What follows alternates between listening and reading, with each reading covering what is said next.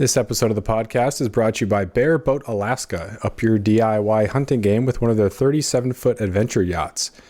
You and 5 of your friends can hunt, fish, set crab pots, shrimp pots, and take DIY to the next level.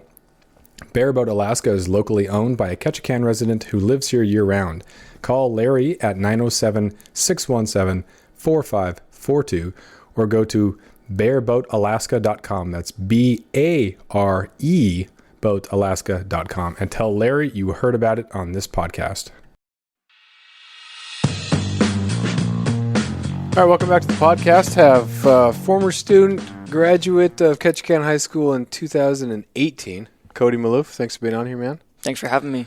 So you're back in Ketchikan working at Ketchikan Daily News, finishing up your degree at Northern Arizona University. Yep. How's it feel to be back? Feels good.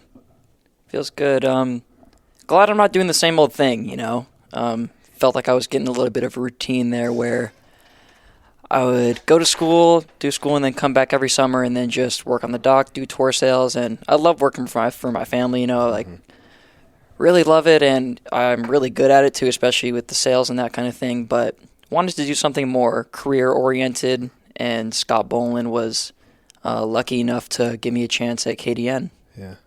How did it feel growing up as a tourist business kid?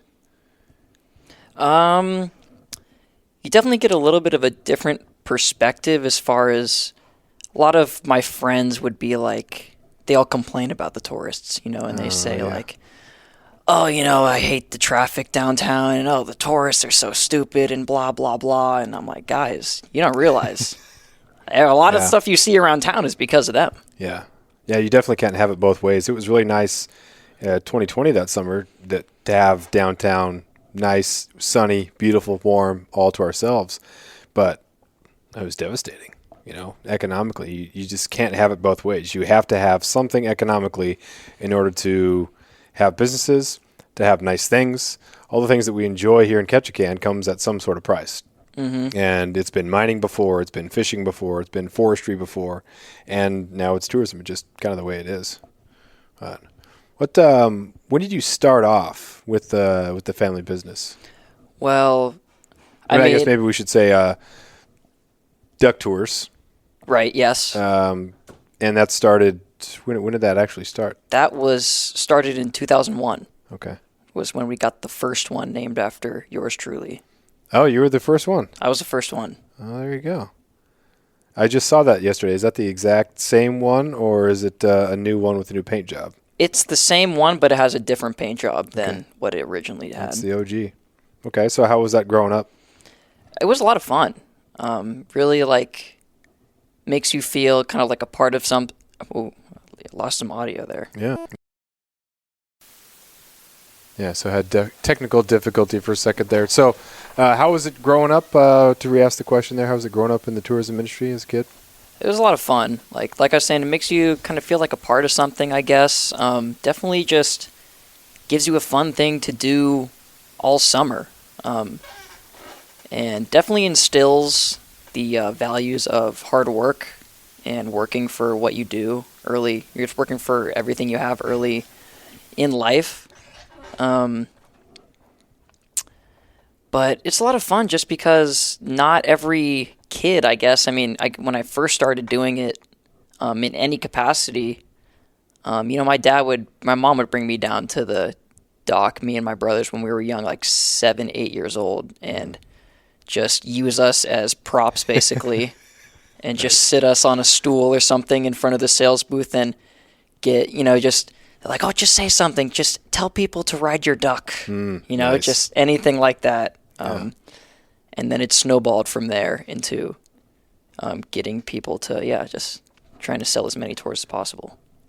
It seems that the stereotype, well, it's not seems, there is definitely a stereotype that if you are from Alaska, let alone a small town on an island in Southeast Alaska, that your development as a person would be stunted and you would be naive and you would be sheltered.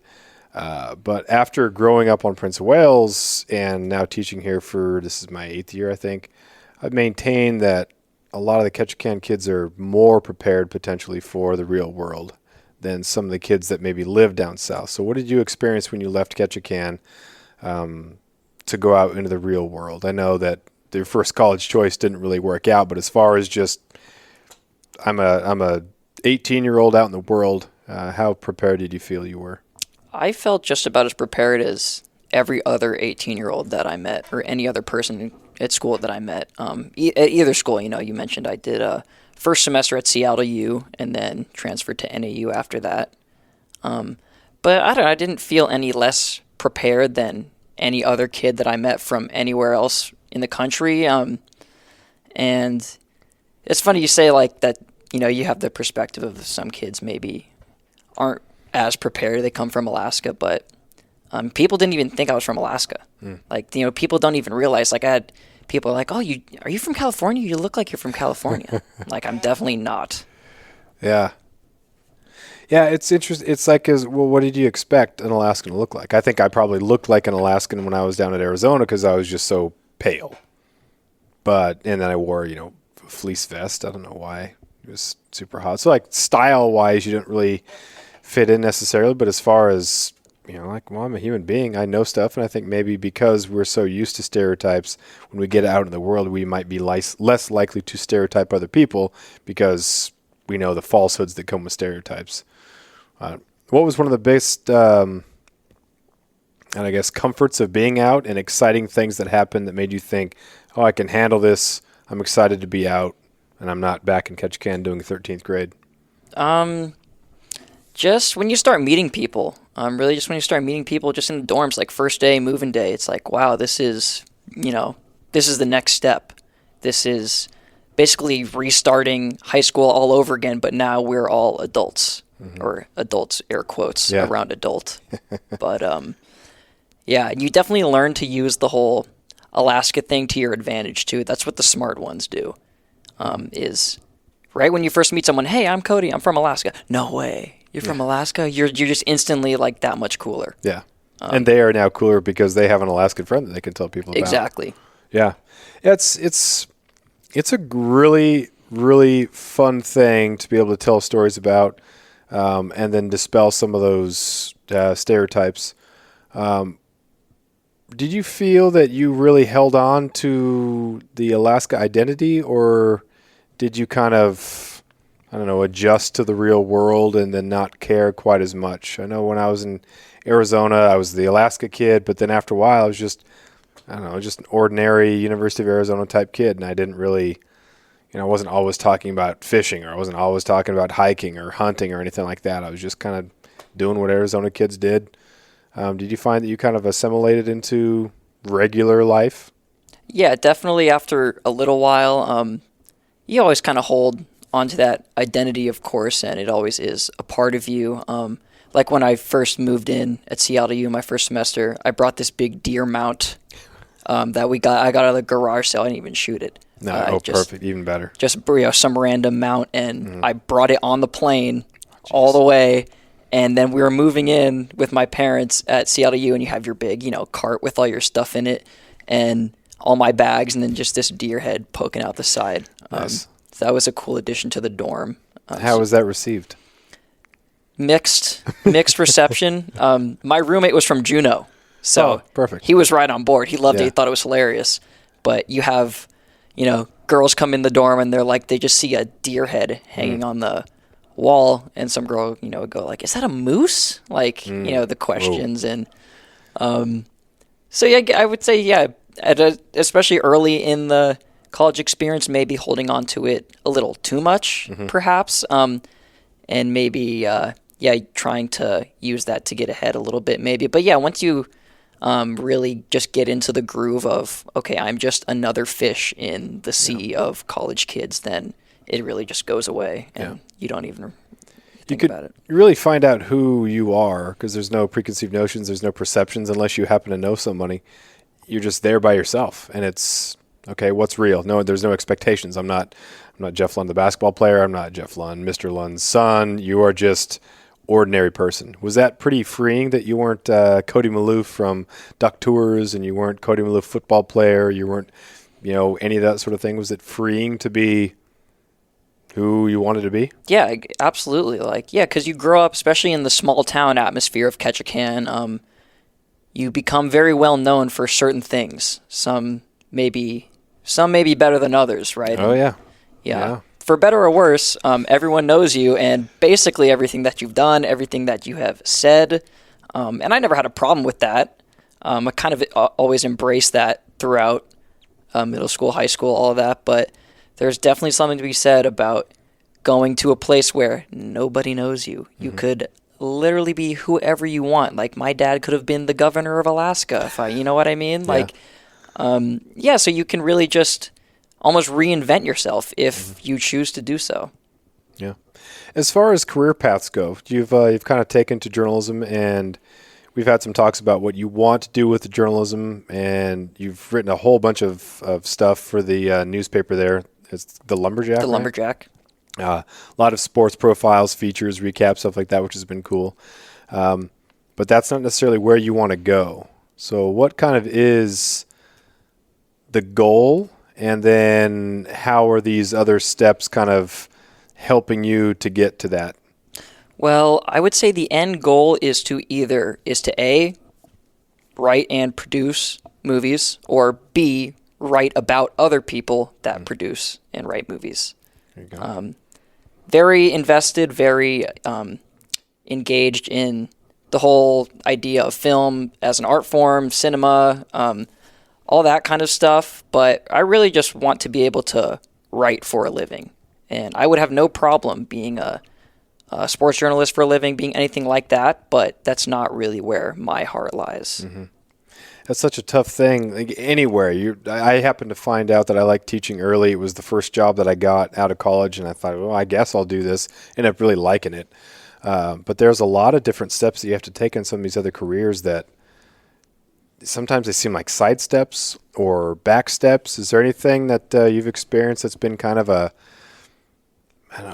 real good positive, and then followed by a negative, or something that kind of made you think, man, this is going to be a longer journey maybe than I thought, or this is going to be a more frustrating journey than I thought? Well, absolutely. We've talked about before, my last foray into the professional journalism world lasted about, 2 weeks. Yeah, I wanted to see if you were going to bring it up. I didn't want to just bring it up, but yeah. Yeah. And yeah, it's definitely a shock to the system a little bit, because we just talked about I'm really into movies and writing about movies, and I got a job writing for a publication about movies, writing movie news, and getting paid for it, which was the first time I had ever been paid to write something. Mm-hmm. And it kind of gives you a whole new perspective, and you kind of get the taste in your mouth a little bit, and then they tell you 3 weeks later it's not working out. It's not a good fit for us, and we're going to let you go. It's tough, but it definitely makes you realize that not everything is candy canes and lollipops the whole way down the road. There are going to be trials for sure, but you have to overcome them. And at the end of the day, you got to just be stronger for it and be better for it. Yeah. I think in the writing game, the producing game, the film game, all that sort of stuff, it's about standing out. Business game, pretty much anything now, because you have to stand out in a certain way. And I think there can be a definite sacrifice of morals or of direction, because if you are who you are, you might find yourself sitting around longer than you would like. You kind of know what you need to do in order to get attention, but that could sacrifice the morals. So have you had that conversation with yourself? Like, this is what people probably want, but it doesn't seem legit. It doesn't seem like what I want to do, and I have to be true to myself. Have you kind of had some of those urges to just jump through the hoops? I don't know. It really took me a couple years to kind of figure out what path I was going to take through college. Originally, first semester at CLDU didn't end up having a major at all. Was in the pre-major program, which is basically undecided. And then transferred to NAU, knew that I really wanted to pursue some kind of career in the arts, something related to film in that kind of realm, but wasn't quite sure how I wanted to accomplish that. So originally started out as a film major, second semester freshman year at NAU, and then went through a semester of the film program, and then just decided that I wanted to go back to journalism for multiple reasons, just because I knew I was already pretty good at journalism, had a good foundation from you, had instilled a love of journalism in me, and also had given me a lot of the basic skills that I needed to pursue journalism further. And wanted to use it to kind of just hone my craft as a writer a little bit more. And just felt like that would be maybe not the path of least resistance, but maybe just the path for now that was the right way to go about things, and then try to spin that into something else down the line. Yeah, there's definitely something to be said for doing something that's in your wheelhouse and pursuing that. Has there been any temptation?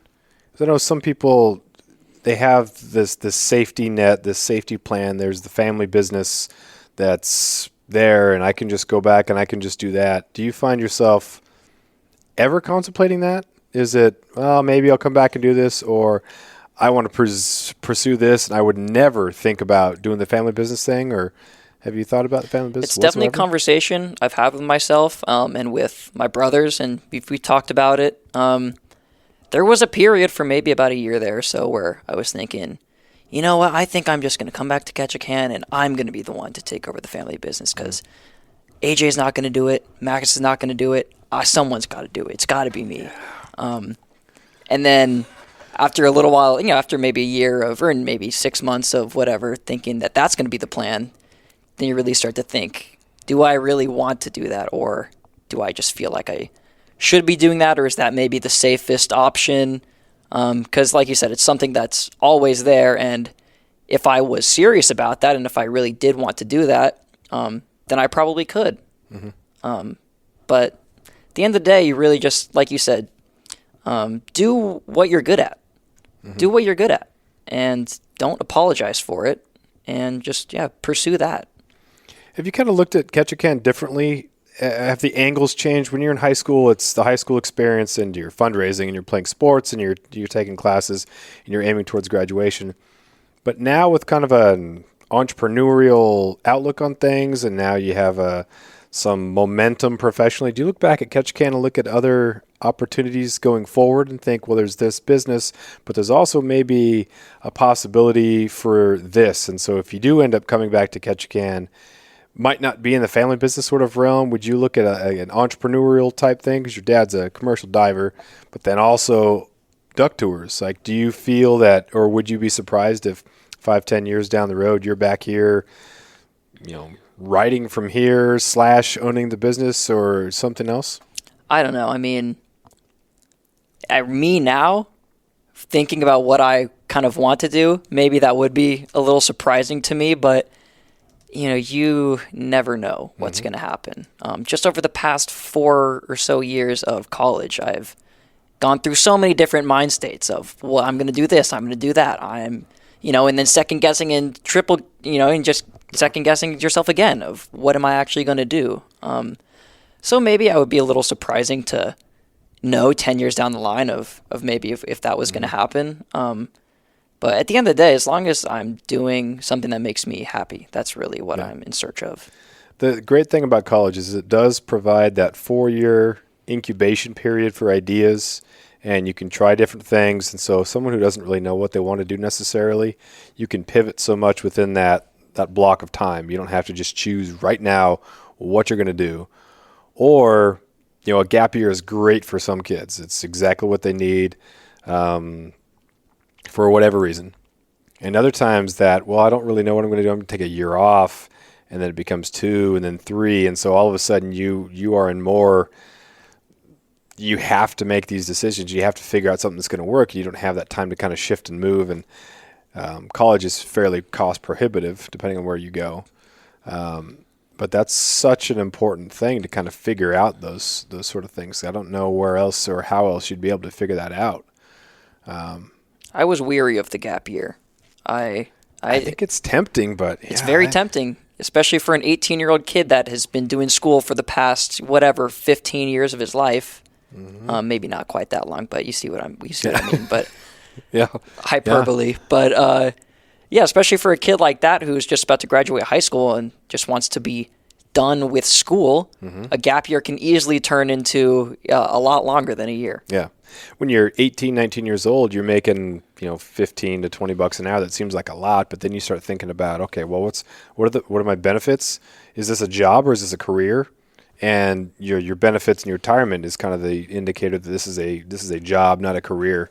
And what's the long term going to be? It sounds like a lot, but you start adding in insurance, start adding in car payments, start adding in everything else, all that adult sort of life, and all of a sudden that money doesn't go nearly as far. So yeah, like for some people, gap year is great. They take their 1 year off, they save the money, they get after it, or take some online courses to kind of chip away at it, stay home and work, and then get after it. But you just have to develop the skills, even if it's a 2-year AA. Just learn about business, learn about marketing, learn about something so you can have these skills that can help you no matter where you go. And that's kind of the thing, because there's a lot of stuff to come back to Ketchikan for, but just better if you come back on your own terms and you have some training to make the most of it, rather than just kind of be stuck. And that goes with anywhere. Right, it's way easier and it's way more fulfilling, I think, and it's probably the better option, at least for me anyways, to go away and then come back to Ketchikan, because that's like what I think that was like my parents' motto for the past like year of high school was, you can always come back. It's always going to be here. And so don't be afraid to go out and try other things and live other places. And because at the end of the day, if you really want to come back here, you can. Nothing's going to stop you from doing that. Have they said you can come back and you can work for us, or has it been, hey, you can, but we would definitely encourage you to kind of pursue everything else first before you come back here? I think as long as I want to work for my parents, they would absolutely want me to work for them. They really want to keep the business in the family, and I think they really do appreciate it, that me and my brothers have been working for them as long as we have, because I think it shows a certain level of respect and appreciation and also just general interest in their livelihood, which I think they really enjoy. So I think, if I wanted to come back and work for them for the rest of my life, I'm sure they would want me to, and I'm sure they would accept that and support me in that. But I think maybe a part of them would be like a little disappointed, maybe. Yeah, I was always curious about what Mom thought when I moved back, because I'd said I'd never move back, and now here I am in Ketchikan, not Klawock, but it just kind of depends on where the road takes you. Sometimes the road takes you home. Other times you kind of do a U-turn and come back. So, yeah. Where would you like to end up? Where's kind of the ideal at this point in time? Where do you hope the road takes you? Right now, I see the road at least stopping through California or New York. And that's something I have struggled with as far as do I actually want to do that?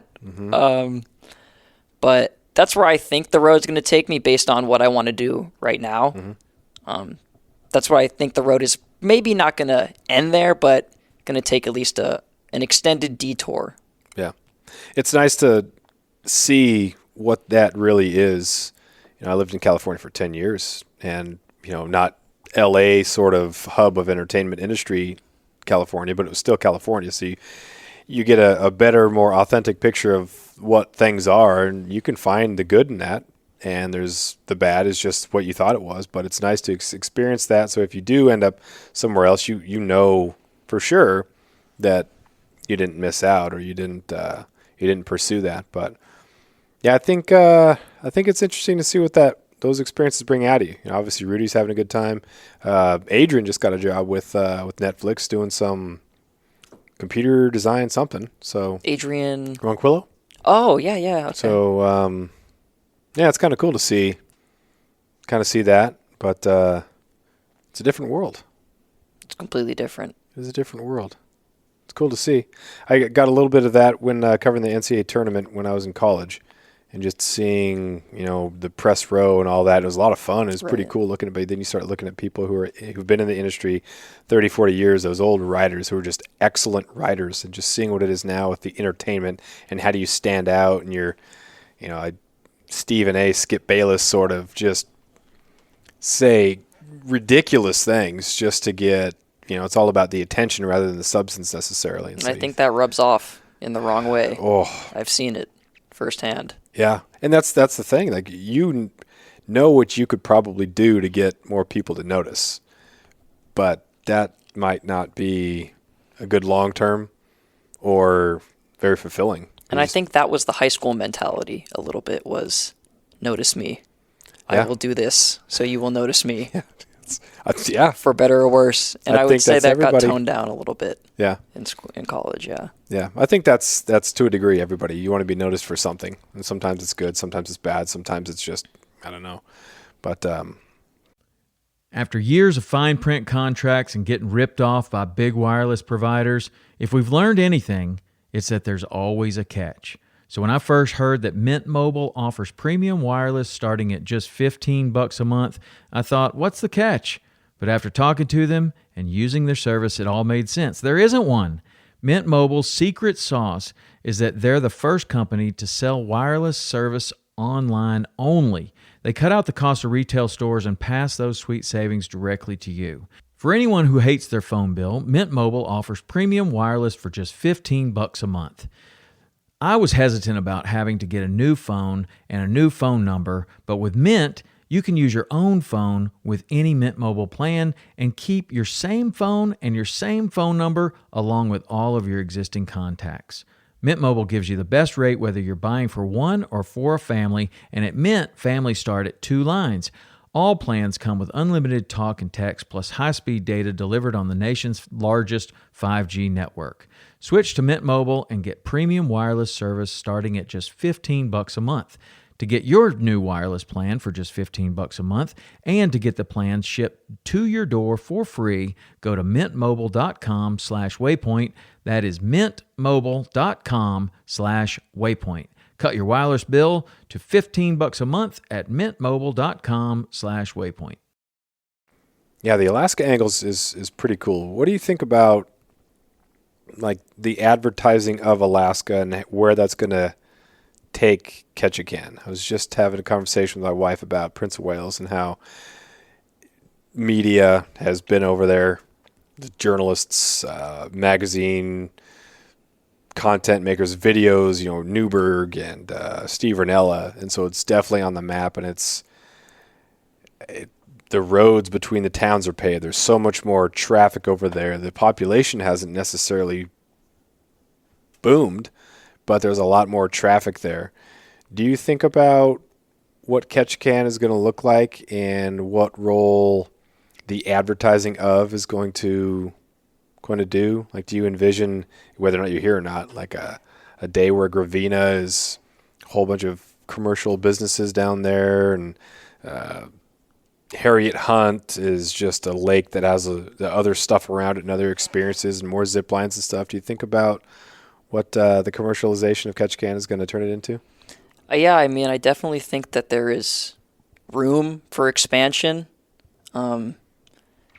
Hopefully not too aggressive, because then it definitely kind of does take away the local feeling and of the feeling of this place is for us. Mm-hmm. And obviously we've had to share this town with millions and millions of visitors for my entire life, and as long as I can remember. But I would like to see maybe a little more expansion. You're already seeing it at Ward Cove and that kind of thing, and Ward Cove is allegedly going to turn into a new version of downtown with the shops and all that kind of stuff. And people have mixed feelings about that. Yeah, that would be definitely different. But I definitely think more people are becoming aware of especially Southeast Alaska in general. I mean, even when I would meet people, go on vacation and meet people my age or a little bit older, and you tell them I'm from Ketchikan, they don't really know what that is. But you tell them Alaska, they know Alaska. But actually, I've been surprised with the new people that I meet. I just say I'm from Ketchikan, and they know where Ketchikan is. Mm-hmm. They know about it a lot more than you would think they do. Yeah. As a community, it's had to draw much more attention to itself in order to function, maintain. And again, it's a nice place. It's very healthy. The underbelly is an underbelly. It's pretty bad, and a lot of the problems that are around the country are definitely here. The studies came out that Alaska had the highest state opioid overdose Right, the rate. fentanyl and all that yeah, stuff. I mean, it's just horrible. And we have traditionally horrible rates of alcoholism and suicide, which is terrible and it's tragic. But there's also the upside of it, which we've been trying to advertise as a community to get more people to come here.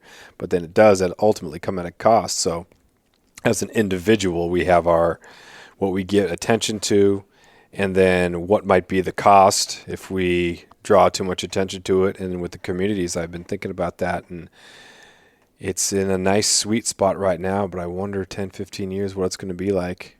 I agree. More I would say people we're in the coming sweet up. spot right now. Like, good happy medium. And yeah, too much of a good thing, you know what they say. Yeah. I feel like growing up on Prince of Wales, I was there during kind of the peak. It just felt like it. And that could definitely sound like a dude who was just looking back at his high school days, like that peaked in high school Rob Lowe commercial. But yeah, I think Ketchikan's definitely in a sweet spot now. It's been a little bit changed because of COVID, but that might bring more people up here different, or people are going to look for that quality of life thing and say, well, even though it rains a whole lot, it might still be the place to be. But And everyone I meet, I tell them to come, so I'm sorry if I'm contributing to that. But I am too. Like, that's the thing. Like, I was talking with a student today. We're talking about steelhead fishing, and I've gone Rick Collins mode and just not talked about anything regarding steelhead, because you get to the point where what impact are you having as a journalist? There's an impact, and not to say that a lot of people listen or read what I write, but every time you write about something from Prince of Wales Island, they think, oh, well, that could be me, or maybe I'm going to check out Prince of Wales Island, or maybe I put Prince of Wales Island on the map for someone who otherwise wouldn't have connected to it or hasn't seen Meat Eater because they've been living under a rock. Same thing with Ketchikan, So if I advertise Ward Lake, am I going to, advertise someone who's going to show up and be right in the spot? It's kind of an interesting thing to think about. Right. But I'm a little conflicted on that myself because, growing up in the tourism industry, you are trained and you were like, yeah, basically your whole life is revolves around telling people how great this place is and how much they should come visit and how happy you are to have them here. But there's definitely another side to that you realize when you get a little bit older, that maybe not everyone needs to be here all the time. yeah. Yeah, everything is like that. You start to see that everything is this complex, not as simple as it's made out to be on cartoons or whatever. It's pretty interesting, but I think there's no answer for that. You just have to understand that there is a question. You just kind of go forward and think, okay, well, I'll just keep that in mind when I am writing about this, thinking about this, producing content about this or whatever, and just kind of know it's there, because I think that then it provides you with a more authentic voice when you are talking about it, because you're coming from a place of not just exploitation or trying to be someone that you're not. It's a more honest look at, okay, here's the way things are, and I think it's what isn't necessarily valued among the influencer and the yelling crowd, but I think there's going to be a level of correction. I think there's going to be a come back to the sort of good writing, honest perspectives, rather than just the shouters, just the influencer wannabe types. Right, well, once the influencers start showing up here, then we're done. You We're think screwed. you think it's going to be something that Ketchikan would tolerate? Do you think? No, Yeah. I don't think so. Yeah, I don't know. The day I see a TikTok underneath the Ketchikan sign, I don't know. I don't know what I'm going to do when I see that. Well, what if you were the one that made the TikTok thing, and then you were able to become, make all of your wildest journalism dreams come true because you have the noteworthiness because of the TikTok thing that you started underneath the Ketchikan sign. Well, that's different. it's different. Yeah. If the locals are doing it, right? Like, Yeah, if the that's locals true. want to come up off this place, right? That's our prerogative. I mean, that's kind of the whole point of living here in a way, is to not exploit it, I guess, but definitely use it to your advantage in a certain way. But once the California influencers start showing up here and trying to flex on the gram, Flex on the ground. then that's not a good thing. I don't think. Yeah, I'm afraid of the summer home types getting really a hold of it. My wife and I are building a home, and there's not a whole lot of land for sale. What is for sale is fairly expensive. There's not whole lot of homes for sale. A lot of them need some work. That was within our price range. It was like, okay, we could buy this, but this thing, it's going to need a new roof, or it's going to need some work or things like that. So the more you have people from down south that are gobbling up these properties, the more that the availability is going to go down. So that could be a tough thing. So if people want to come up here and move and be part of the community and contribute to the community, I think that's pretty cool. But yeah, the influencer types who have the summer home type, and some of those people are great. You know, I know some of them. And they're fantastic people, and they don't pretend that they're local. They come up here and they love it, and it's awesome to have them. They have this reverence for people who live here year round. They really do appreciate it. Yeah, and they know the people. They support the people. They're not just coming up here and taking. Those people are great. But yeah, the idea that I'm going to own my property there, and I'm just going to take from it, not really give, and that's kind of I don't think locals hate all tourists. They don't hate all summer visitors. They just don't like that stereotype. They're okay with the people who come up, and it's fun to be with them. But if you want to be a good guest, then keep that in mind that you are a guest, and you'll definitely be welcomed, because we have a very friendly community here, as long as you don't, do the wrong thing. Absolutely. So, yeah. So what's the summer looking like? What are some of the things that you do when you come back here that are kind of must-dos when you're back? As a local, a lot of fishing, a lot of trolling, especially once the salmon start coming in. My dad loves to fish halibut. He refuses to fish salmon. He says salmon is bait for halibut and nothing else. So easily, a couple halibut trips, couple long halibut runs to Ketchikan or further out south a little bit, that area. A lot of fishing, especially with the family and with friends. And then just trying to get as much free time on the sunny days as you can, and appreciate them, and get out on the boat, go to an island, go make a fire, go go relax, go get out there, go do it. Do you go circle hook or jig if you're fishing for halibut? Circle hook. Yeah, me too. I can't just. I have some friends who are totally patient, and they just crush the jigging. They just get in this repetition of it, and they put the action on it. But man, I'm circle hook. I'm sitting there, I'm circle hook, and I'm in it that way. Halibut fishing is a leisure activity. Yeah. You put the circle hook on there, and then you hook him, and he is not coming off unless you rip that through his mouth. He ain't coming off of there. Yeah, I've lost a couple with the jig. Sometimes it's just it's a better action, and man, you get it halfway up, and then comes out, and you just feel like throwing up. But you like to troll for salmon, though. I do. I love fishing for salmon. Yeah. Are you bait guy, or are you lure hoochie? What do you got? I mix it up.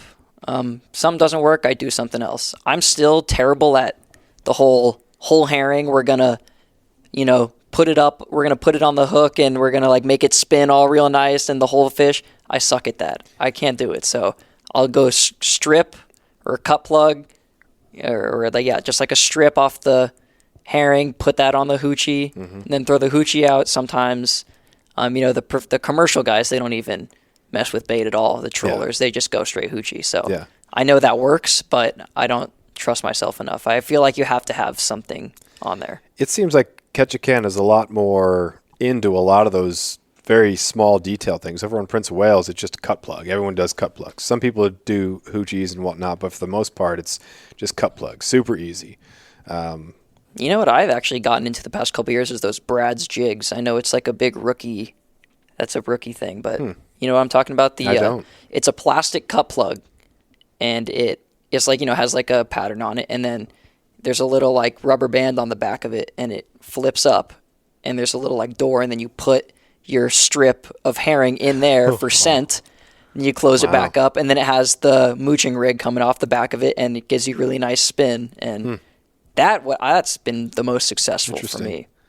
I was reading a salmon and steelhead journal. I was living in California, and it was talking about king salmon fishing at Buoy 10 or whatever the big Oregon place is. And I was looking at these rigs, and it was like a dodger and a flasher, and then one bead, and then another bead and a swivel, and then 10 feet or 10 inches and another swivel. I was like, what in the world is this? This is so complicated.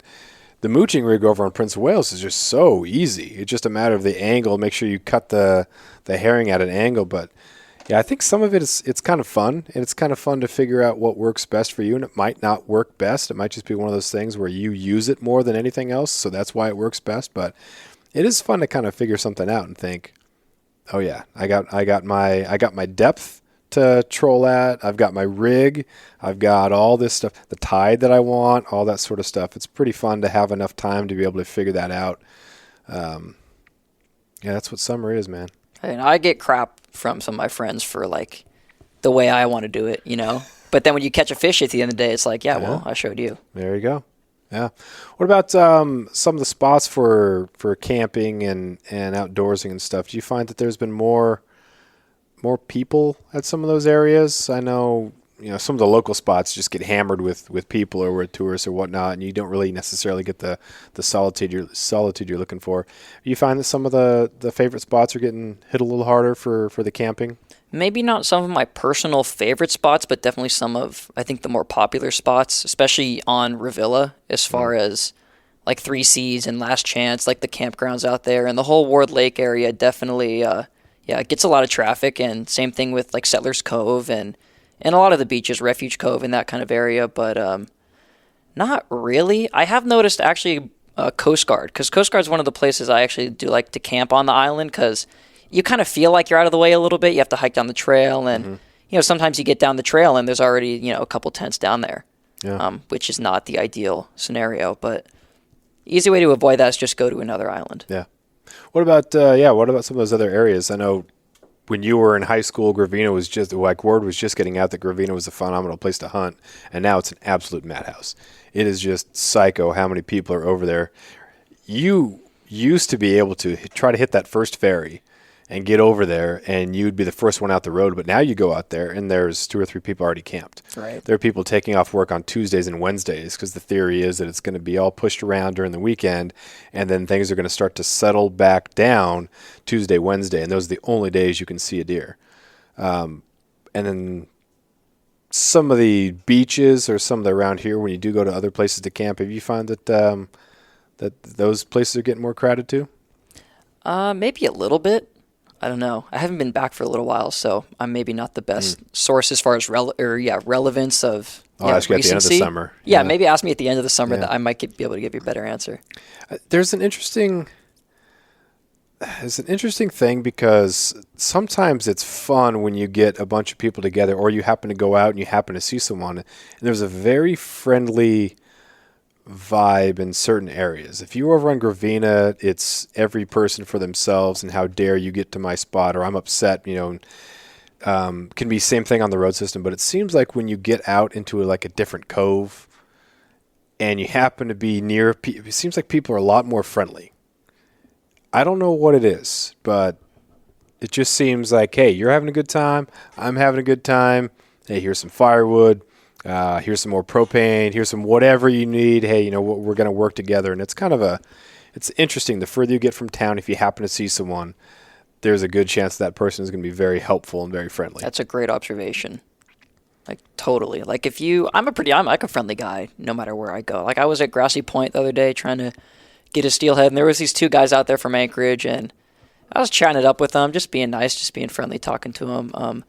I'm not the kind of guy who gets really upset about that kind of thing of where I show up to this spot that I think is mine, but in reality, it's just a spot that lots of people know about, so I don't get super protective over that kind of thing. But I know people who do. Yeah, it's Grassy Point too. Like, that if you happen to have it by yourself, then you think someone just left or someone is about ready to pull up, because there's no way you're going to have it by yourself for a while. But I was talking with some friends about it, and I think maybe part of it is we all know that at some point we might have something happen when you're out there. You forget your water, you break down, something is going to happen. And so the friendlier you are, the more that's going to be potentially reciprocated back to you. Good karma. Yeah, that's a very... It's something that's very local. There's just certain things that you don't do. I think everybody is they are willing maybe at good hunting spots or fishing spots to cork you, but when it comes to those sort of things, there's just unwritten rules about how you treat people when you get out. And that's another really nice thing about growing up here, and that having that instilled that everything is going to come back to you in some regard. And I'm not sure that people learn that in different areas because they don't see that. Have you found that there are some things instilled in you from growing up here that have been real world applicable? Yeah, definitely. I think just kind of my whole demeanor, I guess, especially growing up in like an industry where you're constantly talking to people. It's very like customer service based, where you put on a friendly face and you be polite and you be nice to people. I think that just kind of like became who I am, is just like just try to be nice to people and try to assume the best, even though that can be very dangerous sometimes. Yeah. But I would say that is probably, maybe the thing that has helped me the most, that I have like carried the most through my life, that I learned from growing up in a small town, is just be nice to people, and just like what you put out there is hopefully what you're going to get back. Yeah, absolutely. Well, outside of that, that was a pretty good send-off there. But what else do you got for kind of a closer? Or I don't know, is there anything you want to say? Go read my byline at Ketchikan Daily News, Kody Malouf. I don't know. Look for my name. Look for me. Good. I'll be out there. Are you? They have an online presence. Do they keep that stuff updated pretty consistently? Are they doing more with that? I know they've kind of morphed over to, and you have your online subscriptions and stuff. Are they going to be doing more with that? Are you sure? Do you not know about that? I probably am not the best person to ask about that. Today was day 2 or 3? Today was day 2. So yeah, maybe not the best source on that, but I don't know. You're going to be doing primarily news, sports, everything? What? Primarily sports, but then branching off of that to just cover just the community beat of whatever's going on in the community. I pitched editor Scott Boland a couple stories today, ranging from like tourism to logging, talking about like roadless rule, that kind of thing. But also like more like entertainment stuff. Like I wanted to do something on the movie theater here and talk to them about business and how that's been going over the past few years. So just trying to do as much as I can, trying to just do different things.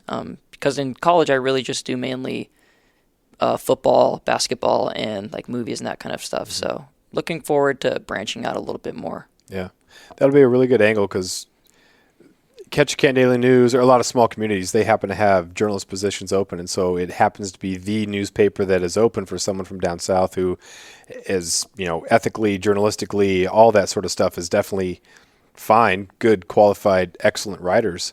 But there's just something about knowing how things work that it's not anybody's fault. But if you didn't grow up here, it's just a little bit different. And Right. It's not that you aren't qualified. It's just that there's a nuance to things that takes a little bit to learn. And that's been cool to see some of the guys who've worked for the KDN who have realized that and have really, I think, taken a lot from the experience. Yeah, it's so much easier to, like you said, like you look at some guy who's very qualified, has all the right things on paper, but then someone like me who maybe isn't as experienced and established, but has a good base, has a good foundation, has some decent stuff to prove that I at least know how to write a coherent, sentence and whatnot. And you couple that with 22 years of living here and community connections, knowing people and knowing certain things and knowing just the lingo of how this town operates. Definitely a huge advantage. Does it make you nervous, though, since you are from here? Do people like, oh, this kid should know better? Yeah, definitely. Like, I was just thinking the other day, like, this is a small town, and I know people. People know me in town, but it's a way kind of a different exposure to not only go from Kody Malouf, the Ketchikan citizen, to Kody Malouf, the writer for KDN, who is now responsible for anything underneath his byline, and responsible for all the reactions that come with that. Yeah. So, and once you graduate and leave, people their last memory of you was when the last time they saw you. So some of you in the eyes, they're going to be, oh, the last time I saw him was when he was 16. And so they still see you as like a 16-year-old, even though that was a long time ago. So now you're an adult and you're a writer. There were people that were asking me when I moved back to Kloak. It was the same thing. I was like, I graduated a long time ago. Yeah. Like, why are you talking to me like I'm 16? It was very nice and they were very welcoming, but there was no other frame of reference. They didn't know really what was going on, which is fine. It was nice that they welcomed me back, but it was kind of a weird thing just to kind of be back and see some of those old faces. But Well, that's good. Hopefully when I go off and become extremely rich and famous and then I come back here and people don't care about that, it'll be good. It'll be like a reality check. there you go. I like the goal. Well, thanks for being on here, man. We appreciate it. Glad you're doing well. Good to see you back here. Looking forward to see you writing some stuff for KDN and put some stuff on the walls. So Thanks for having me on here. yeah.